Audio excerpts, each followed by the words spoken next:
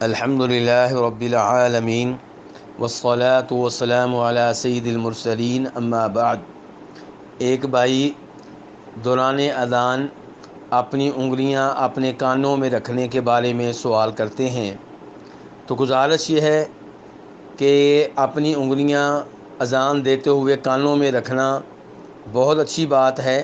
کیونکہ یہ جناب بلال رضی اللہ تعالیٰ عنہ کا عمل ہے جو کہ نبی علیہ الصلاۃ والسلام کے مؤذن ہیں۔ امام احمد اور ترمذی وغیرہ روایت کرتے ہیں کہ وہ جب اذان دیا کرتے تھے تو اپنی انگلیاں اپنے کانوں میں رکھتے تھے، اور علماء کرام نے اس کی حکمت یہ بیان کی ہے کہ اس سے آواز بلند ہو جاتی ہے، اور اذان بلند آواز سے ہی دینی چاہیے۔ اور اگر کوئی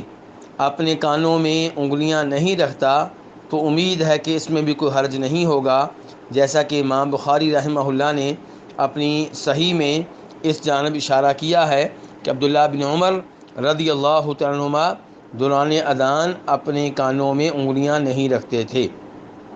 لیکن بہرحال رکھنا ہی بہتر ہے، کیونکہ یہ نبی علیہ الصلاۃ والسلام کی تقریری سنت ہے۔ واللہ تعالی اعلم۔